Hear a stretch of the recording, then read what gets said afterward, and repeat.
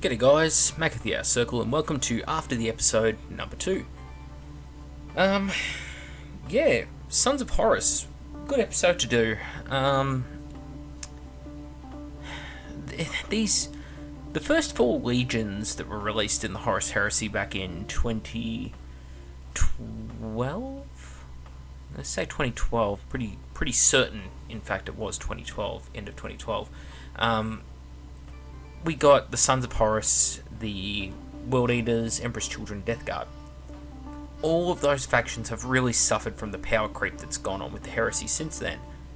Now, I'm not saying that they're bad by any stretch of the imagination, but once upon a time they were a lot more balanced, we'll say, in comparison to other legions. Power creep already started with Book 2. Yeah, Book 2. Because especially the Iron Hands were very strong in Book 2, and the Word Bearers were also quite strong. Still are quite strong, actually. Have only gotten better with time. The Night Lords, not so much, and the Salamanders... I mean, Night Lords and Salamanders are both very good armies, but they're not that top tier. Like, Iron Hands, for me, are probably in that top 5 or 6 for the legions. Yeah, power creep has really hurt them. Thankfully, I mean, it took long enough, but they did get the points reduction on the Justinian Terminators, and they did get the Reavers eventually, but they only started out with 1 Legion Specialist unit in Book 1, which was the same for everyone. In the Sons of Horus case, they started out with Justinian, Death Guard had Death Shroud, World Eaters had Rampages, and I think the Emperor's Children had... let me remember. Palatine Blades. Yeah, Palatine Blades. They got the Phoenix Terminators and the Noise Marines, the Cacophony, in the second Horus Heresy Black Book. But yeah, so they started out as pretty much a very vanilla force. Those original 4 legions and their first incarnation of rules didn't add too much to the basic rules that the legions got. Now, as I say, over time they modified them, so like the Death Guard got a lot more bonuses, like they now ignored all difficult terrain, got to reroll all difficult terrain or something. The World Eaters got that just rage straight off the bat. Sons of Horus, of course, got points reductions on units and that kind of thing. So, some changes were made, but in my personal opinion, they do still suffer from that sort of stigma. Now, what was interesting to note was these were beautiful scheme. The first miniatures people ever saw from the Horus Heresy was Angron, and a set of Cataphractic Terminators painted up as Sons of Horus. And then, of course, the Justinian, the first Legion-specific specialist unit, and oh man. I know a lot of people who went out and bought a Sons of Horus army. The other big army, of course, from that was the World Eaters. World Eaters were very popular. Believe it or not, the Death Guard's popularity sort of came later, and the Emperor's Children's popularity's never really been there. It's not to say they're not popular, but sort of, how do I put this? They're like the Incredible Hulk movie in the Marvel Cinematic Universe. Everyone loves Captain America, everyone loves Iron Man, they like Thor, and then it's like, we like Hulk, but only when he's in other people's movies, not his own. They're not good movies. It's kind of like that, I don't know, maybe I'm just waffling. Anyway, Sons of Horus. Something else that's always been funny about them was more mediocre units regarding, like, the costs of Justinian, that original, like, 70-something points, or whatever it was for the initial models. Really contrasted with what you got in special characters. I mean, Horus the War Master, up until Le Man Russ and Magnus, was just god tier. Like, no one could take him down. Some, like Gilman, could take a shot at the title. Perturabo with Forgebreaker, shot at the title. But he's just unstoppable. And the thing that does it is that stupid, disabling strike rule he has. Now, I am not a huge fan of what they've done with Lemon and Russ and Magnus with these whole -1 to hit modifiers. It's like, oh yeah, we need a new way of making them stand out and making them have unique armor and blah blah blah, so let's give them this rule. But the thing is, it sort of fundamentally unbalances the game, because Primarchs should be able to kill other Primarchs, And when you have pretty much any Primarch apart from Angron hitting Leman Russ on like a 6, that's problematic. Because Angron, for example, should be able to just tear through a fucking army. And he has the attacks to do it, but Leman Russ, he will tear through an army and he'll survive doing it. On top of that, he has better armor than Angron, and points-wise, not that much more. Angron is surprisingly expensive for what he brings to the table. Anyway, Horus the Warmaster. Really, really good unit. Magnus, however, should cost more. Magnus should be like 700, 800 points. I'm guessing the reason they kept him sort of below Horus was they didn't want him to eclipse him in power or status or something, and they felt he was probably getting a bit too points pricey. Maybe it was a little bit underwhelming if they went to the bigger games, I don't know, but there's some definite problems there. And it's interesting because I'm wondering if Horus, if they'll do what they did in the novels, which is superpower him. Basically, he gets given gifts of the gods, similar to what Abaddon gets in 40k from the gods as part of his like Chaos Undivided deal that he made with them, the handshake agreement under the table. So, if something like that were to happen in Heresy, I mean, if you applied the 40k buffs, like +1 attack, +1 initiative, +1 toughness, +1 to the invulnerable save would be just so ridiculously overpowered, because you're talking at 2+ invulnerable save at that point, I'm pretty sure. Something like strength 7 base, toughness 7, like that's, you sort of would be getting all the benefits of a lot of the other Primarchs like Vulcan or Ferrus Manus, Mortarion, all starting to roll into Horus. And Horus' attacks really be starting to get up there. And the initiative gap, of course, because of the Soneshi thing, you'd be closing down that gap with Fulgrim. I mean, Fulgrim would just get his little pretty boy head just bashed in by Horus, even worse at that point. So I don't think I'd like him to go down that path. I think I'd like them to do something different. Maybe upgrade his war gear, go for that black suit of armor he has in the artwork at Terra. Psychic powers, sort of, could be a thing. Or at least a stronger psychic defense. He has a very strong psychic defense at the moment because he basically ignores powers on like a 4+ because of his armor. And then he gets an adamantium will deny the witch on top of that. So pretty good chance of denying powers targeted at him. But yeah. So enough waffling on that, I guess.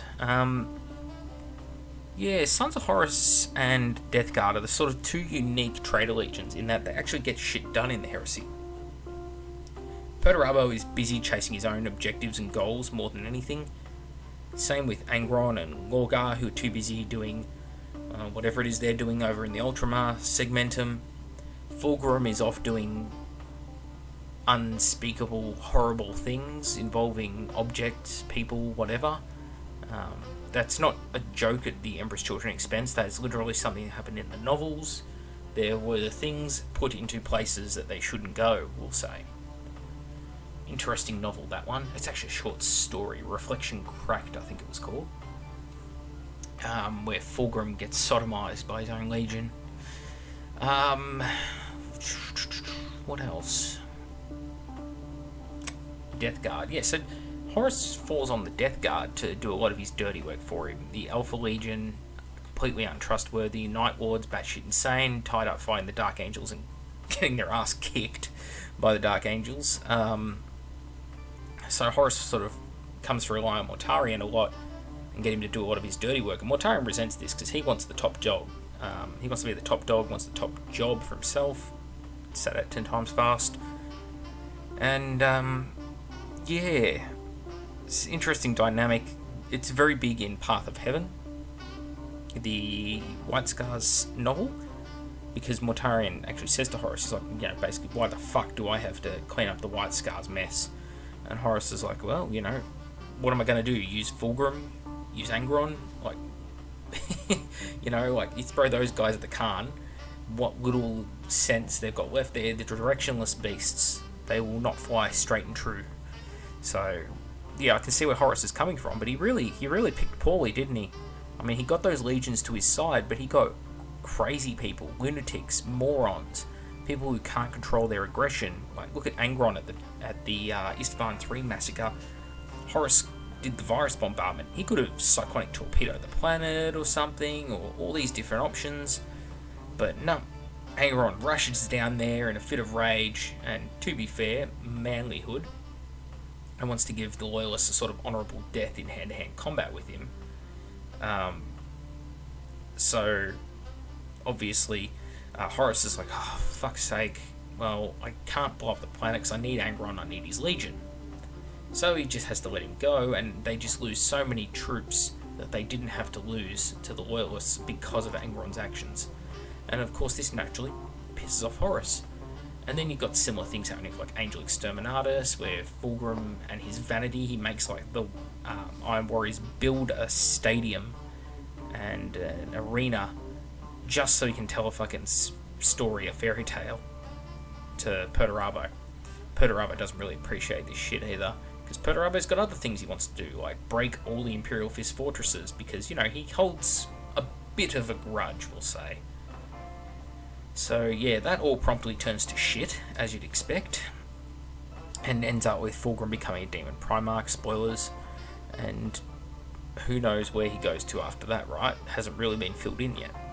Alpharius and Omegon, meanwhile, are sort of engaged in an inter-legion war with themselves, sort of Alpharian-style plots, trying to fuck each other over, and one's pro-Imperium and one's possibly pro-Imperium, and they kill off certain loyal elements. It's stupid. I don't like the way they've handled the Alpha Legion, the Heresy. I don't like the Twins arc.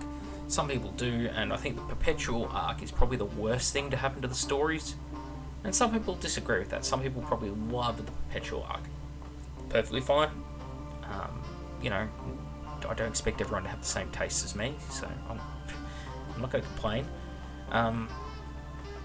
But for me, it's a convoluted arc that didn't need to happen. Like, humanity wiping itself out and Alien getting involved. No need for it. Just silly. So, yeah, that's a thing, I guess. Yeah. Sons of Horus.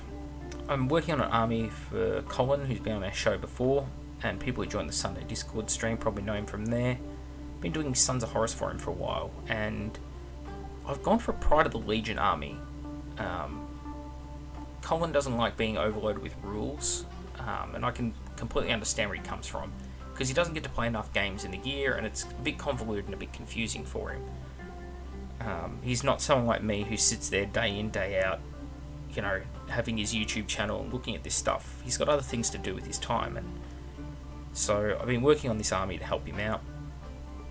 And I went for Pride of the Legion because I'm like, it's a low model count, so it's easy to transport. It's cheaper because it's a lower model count, and it's really simple to play. Pretty much just has to worry about veteran tactical squads, Justinian, Legion Terminator squads, and his sort of command hierarchy and a couple of tanks, like a Spartan and a couple of Land Raiders.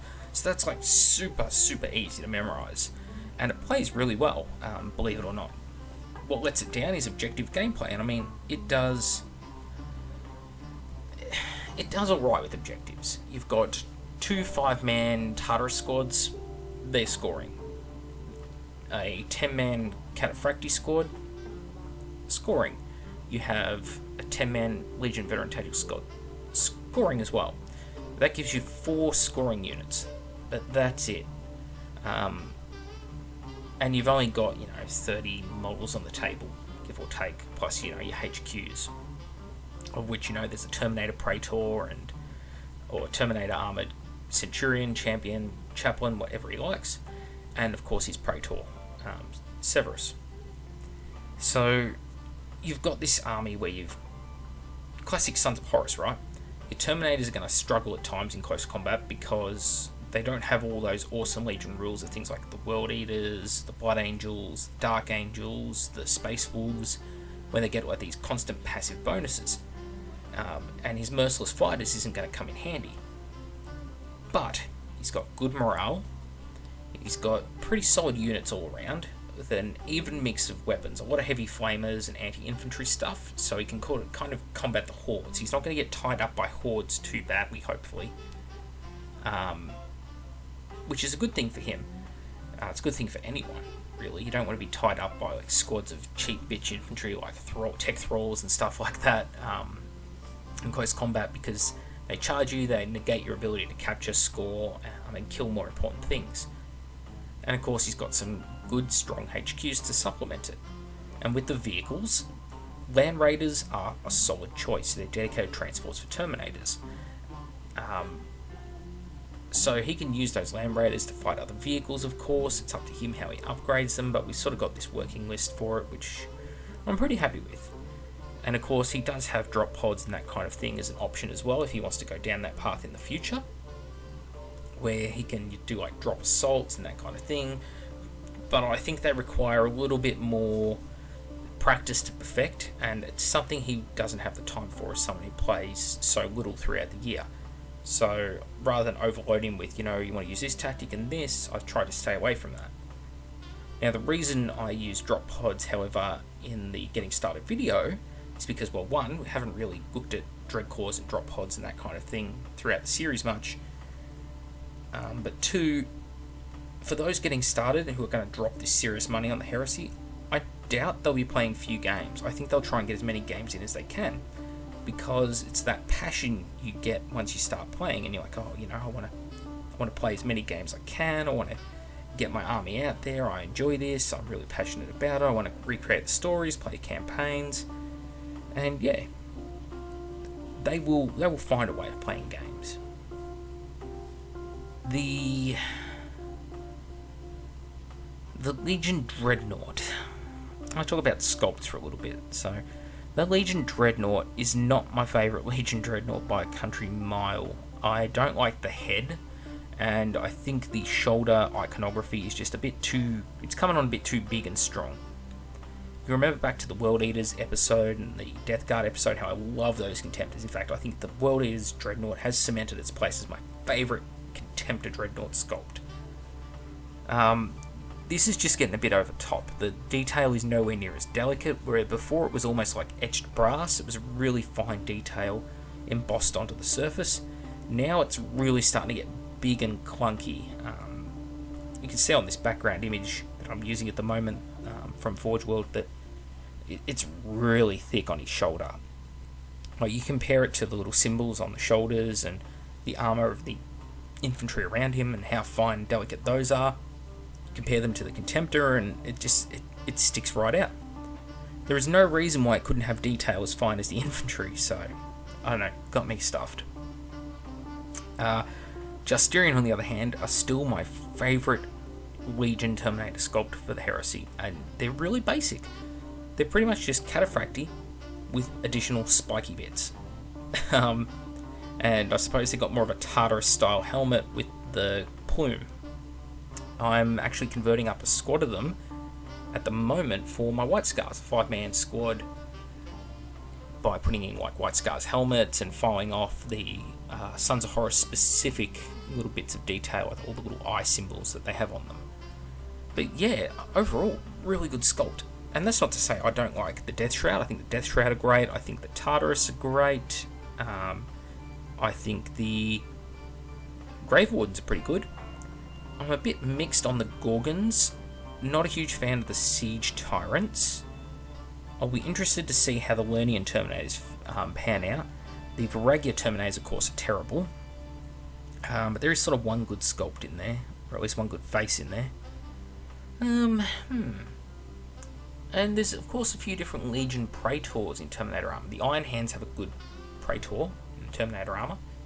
So do the Thousand Suns. The Space Wolves, again, got a pretty crappy one. But I think that's it. I think that's it for the Terminator characters they've released. Yeah. Getting back to the Sons of Horus Legion sculpts, the Reavers themselves look really good, and if those sort of helmets and torsos were the standard for the Legion in their upgrades, I'd be fine with it. Unfortunately, what the Legion gets instead are upgrade kits that look like they must have been designed by the same guy who did that Dreadnought. and I'm not the biggest fan of it. I'm going to try and find a pamphlet real quick.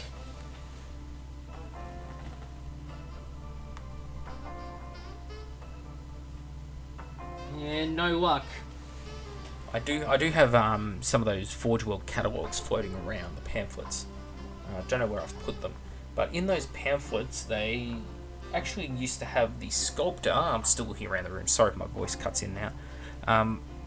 They do have the sculptor's name written beside it, and I've got the feeling that the Reavers were designed by one person, and another person came along and designed the Sons of Horus upgrade kit number 2 with the weird helmets with like on that Contemptor, how they've got these weird extra brass armor plates strapped on it, and they're not a good look. Some legions have really good upgrade kits, or upgrade kits that really speak to who they are. Like the Alpha Legion have probably my favourite set of upgrade kits. In fact, Alpha Legion in general have really good sculpts. But yeah, serious thing, right? I mean, it's not. At the end of the day, it doesn't matter what I say about the sculpts. What the people collecting them prefer. If you're happy with the sculpts, you think they're great, all the power to you. Doesn't make you right, doesn't make you wrong, doesn't make me right, doesn't make me wrong. It's just subjective. This is the subjective side of the hobby we're talking about. Some things we didn't cover off on. Garviel Woken and Abaddon the Despoiler. Well, actually, he's just first Captain Ezekiel Abaddon at this point. Really cool. The reason I didn't use it in the start collecting is because it's pretty pricey. And I tend to try and stay away from the special characters. Erebus, maybe I'd suggest when we go to the Word Bearers in the next episode, but only because he fulfills like multiple HQ slots in the army that you need filled. Otherwise, sort of fucks you over and requires you to take multiple people in order to just meet your basic requirements for the army. But anyway, Abaddon and Woken are expensive. Primarch sort of level of cost because you've got to pay for this big scenic diorama base that they come on, as well as the 2 models on their own. You can't purchase them as individual models, unfortunately. So because of that, the price goes right up.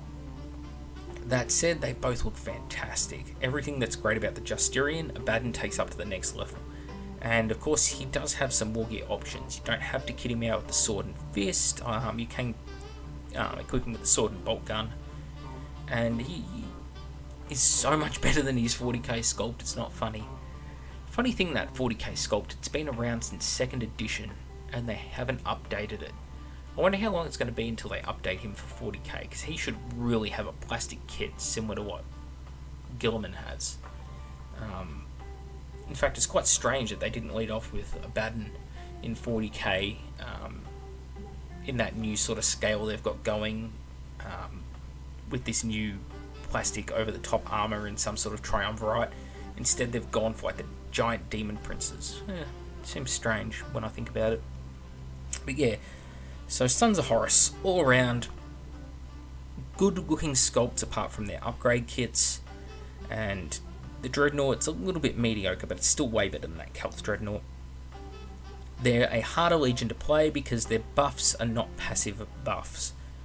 You pretty much just get better reserve rolls, which the Raven Guard do better than you, and you're slightly better at combats that you outnumber in, but Night Lords do that better.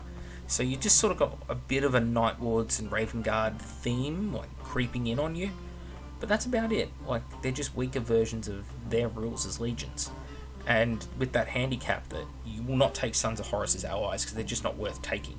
You need to use them as the primary detachment, or else you're just wasting their potential. And frankly, their special units aren't outstanding enough that you want to take them all the time. They're not Tyrant Siege Terminators. They're not Invictus Suzerain. They're not Sekhmet Terminators. There's nothing so special about them that you just go, oh, I want to ally in Sons of Horus because they're so strong. They're just, they're not really that strong. And of course, the reason why I don't suggest generally taking the multi-melter on the Justirian, as a bit of a side note while I'm thinking about it, because obviously they're on the screen. When I say they're not that strong, it's great that they can take a multi-melter, but anyone who has anything worth protecting gives it Armored Ceramite. Are you going to drop down to kill like a lone Deredeo Dreadnought in the back corner? Probably not.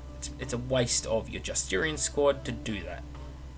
Is it handy to have if you land on the table in front of a Dreadnought that's going to charge at you? Maybe, but you've got Chain Fists. Yeah, you might lose 1 or 2 Terminators in Assault, but you're going to kill the Dreadnought anyway. So it's always these checks and balances. You're like, oh, that's nifty. But, speaking of nifty but, Sons of Horus bolt rounds, the Alpha Legion special issue Bane Strike ammunition. What a shit bit of kit that is. For decades, they've had this fascination with AP3 weaponry at Games Workshop since like 4th edition Chaos Codex, where they're like, made Thousand Suns terrible.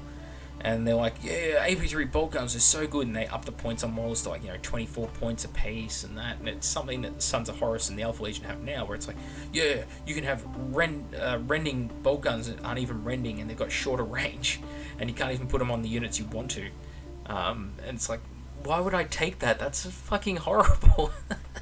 It's AP3. It's like, think of all the times you come up against for those who have played a lot of Heresy, think of all the times you come against an army which has 2+ armor saves, like Pride of the Legion, and it's just queefed. What about when you go up against Imperial Fist with Stone Gauntlet, where you're only wounding on 5s or 6s with your bolt guns, and then you're going to get your ass handed to you? And they've got invul saves thanks to their boarding shields.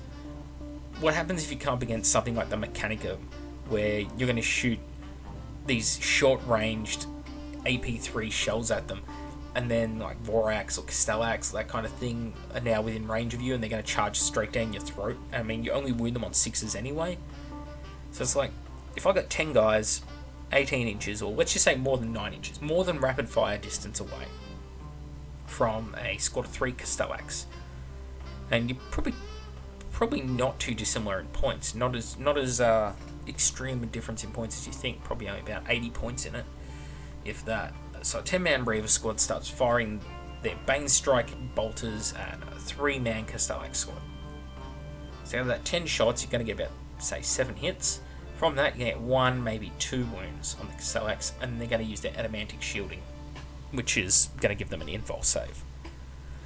Yeah, you're not doing jack shit to them, and then they're going to run down your throat and violate you repeatedly. And they're probably going to outnumber you as they do it. So it's a waste. If you give them to Castellax, generally I will say it's a waste on Castellax, because you'd rather take Flamers. If you're running like a Praevian or a Forge Lord and you take Castellax and your Sons of Horus or Alpha Legion army, run Flamers on its wrists. You don't want bolt guns, they're not worth it. Flamers. So if you get charged, which is the #1 weakness, I'll tell you everyone this right now. Last episode was the weaknesses of Thousand Suns. This one is the weaknesses of Castellax for some reason. Castellax have rage. They charge you, they get 4 attacks each, they're going to hurt. You charge them, they've only got 2 attacks each, so they're half the damage output. That's a huge difference. And if you're Castellax, you don't want to be getting charged. So you want to have something like Flamers, where you get however many D3 hits. And so when someone charges you, you go, alright, my 3-man Castellax squad has 3 Flamers. Each of them has Flamers, so that's 6 D3 Flamer hits on you automatically. They'll notice that. And it doesn't count as a template weapon. Technically, they haven't been hit with a template at that point. So something like Breaches, for example, won't get their Void Hardened rule against it, because it's no longer a template weapon in Overwatch. It has a different set of statistics as far as I know. That's one of those real grey areas though, so you might end up having an argument with someone if you play it that way, but that's my understanding. Not a template, it's just D3 hits when you charge someone who's got a Flamer.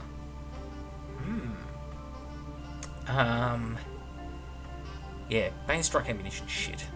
If you could upgrade vehicles or something to have Bane Strike ammunition on like your Rhino bolt guns, you had Rhino with 2 combi bolters with Bane Strike ammo, that I would consider an appropriate use of it. but it should be like a 5-point upgrade for a unit, not, in some cases 10 points a model. It's just, whew.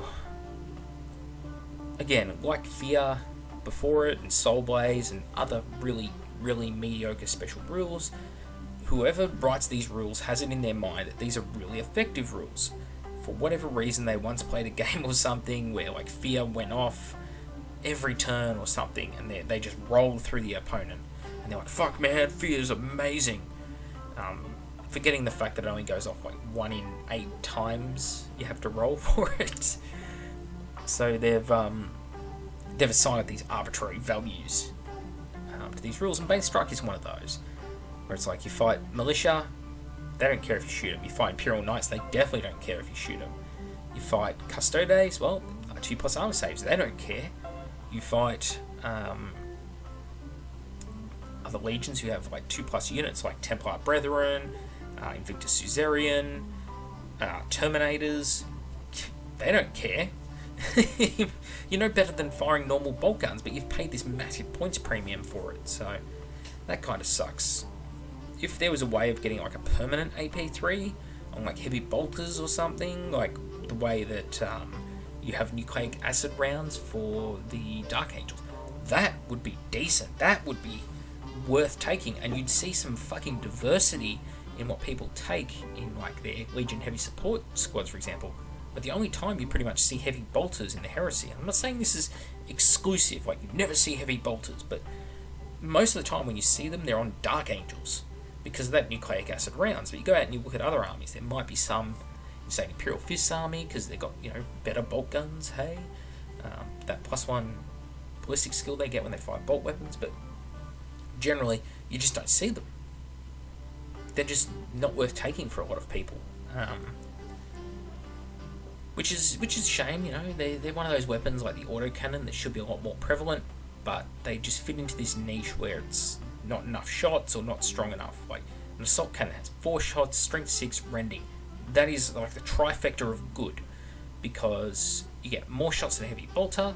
The shots are also able to wound Marines on 2s, and that's the deciding factor. Wounding Marines on 2s, and they can actually hurt vehicles from the front armor more easily. Like you roll a 6 on the penetration, you're pretty much going to pen most vehicles up to like AV13, and from that point on it gets significantly harder. But against Rhinos, side armor on Predators and Whirlwinds, that kind of thing, Vindicators, you're laughing. Like assault cannons are strong.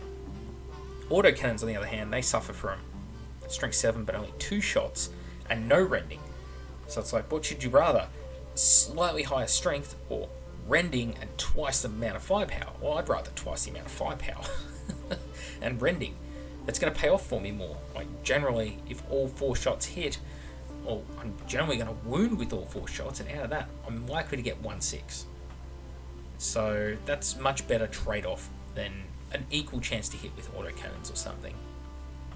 So, and the other thing with autocannons is at least they've kind of rectified it in the Heresy, but an autocannon is a main battle tank cannon in Heresy era. Like the Predator, the main gun on a Predator is essentially equivalent of like more like what we have on like an Abrams tank or a Challenger or a Leopard or a T-90, an Armatura, whatever they call them, the current Russian tank. A large caliber tank gun. And Astartes are so big, they weigh like a ton each in their power armor, that they're able to give them one of these heavy weapons, and the penalty, of course, is they're big, they're cumbersome, hard to move around.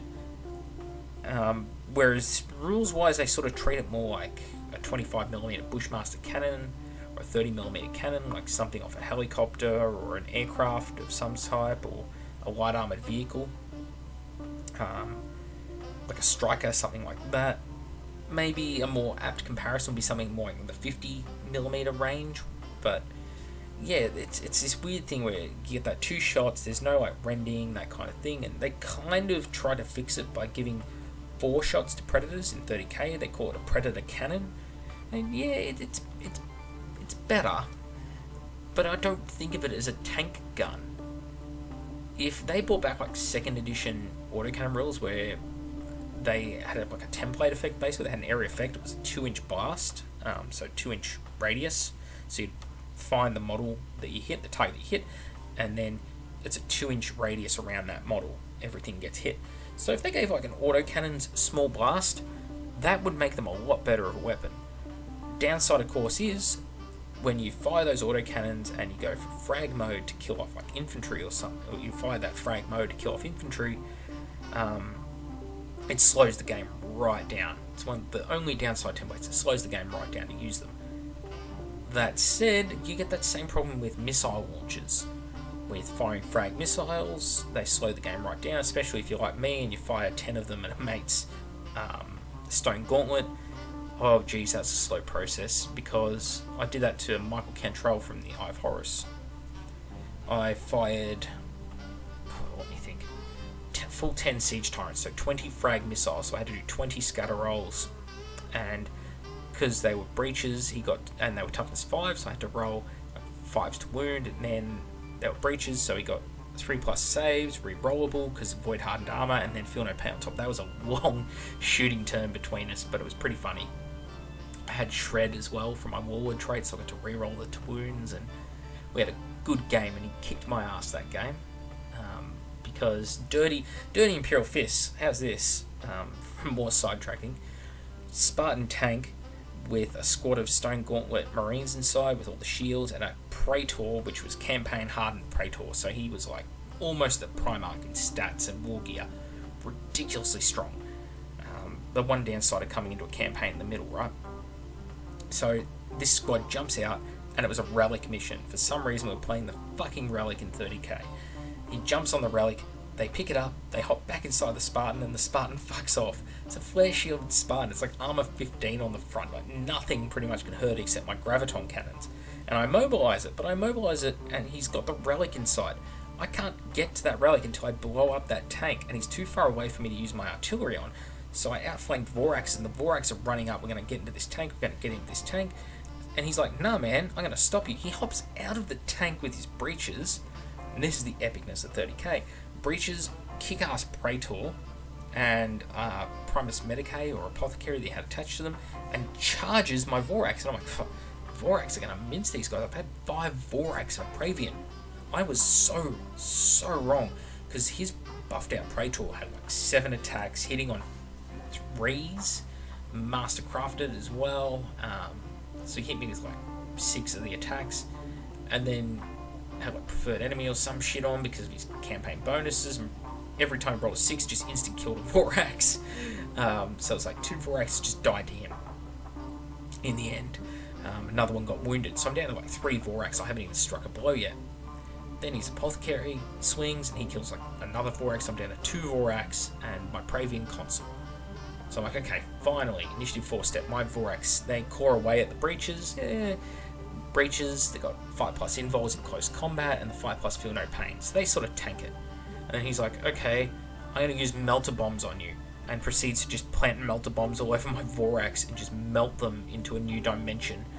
And he kicked my ass so thoroughly in that combat. And I'm like, I actually survived though. My Praevian was left standing at the end of it with his 2-up Artificer armor save. And he used all his melter bombs, of course, on the Vorax. And we get to the end of the combat, and I make my morale, fucking somehow. I think it's because I was fearless or something. I might have had a Vorax left, actually, yeah, so I was fearless. So we get to the end of the round of combat, and I'm like, oh, well, you charge me and you're holding the relic, you have to drop the relic. He's like, no, man, that's 6th ed rules, it's 7th ed rules now. So he holds on to the relic. So here he is in combat. I can't shoot him, I can only charge him, and of course he drove off across the table in his Spartan early in the game, and my infantry army had to foot slog it. I got nowhere near him before the game ended, because I only had 2 turns to do it in, and I was locked in combat with him, so it's just never going to happen. And yeah, I fucking hate that mission. Fucking relic. Yeah. Anyway, that's enough story time. I don't think I really have anything more to say on Sons of Horus right now. The few points I do want to cover off on are more relevant when I get to Turd Bearers. So, yeah, I think I think I'll save those thoughts for when I do Word Bearers. Like I say, these are just impromptu episodes I do where I just record the thoughts after the show, things I've thought about that happen within. They're not meant to be structured in any way, shape, or form. They're just random thoughts. If you want structured, go watch the proper episodes. I'm sorry to say, because these are going to be all over the shop. Because as my thoughts come to my head, they come to the microphone at pretty much the same pace. There's no filter. Yeah, Sons of Horus. What an interesting faction. I'd love to see more of their army in the battlefield, but they're just so vanilla. You're almost better off in some circumstances just taking a generic legion and just using like the generic legion wide special rule you can give, like all units become stubborn, for example. Pretty solid rule. Or all units get furious charge or whatever their bonuses are currently. That would probably be more handy to you in a lot of times, a lot of cases, than being having the actual Sons of Horus rules wheel. But like I said, good reserves. The Damocles command runner really makes a huge difference with reserve rolls. And if you take a land raider with Phobos with the exploratory array on the back, or Proteus, sorry, with the exploratory array on the back, you can mess up your enemy's reserves. So while at the same time you're having really good ones, they can be having really bad ones, which is always funny. Again, we'll talk more about that when we get to the Alpha Legion episode, but there's some pretty hilarious shit that you can do to fuck with other people's reserves. And yeah, thanks everyone for watching the after the show, and I'll see you on the next one.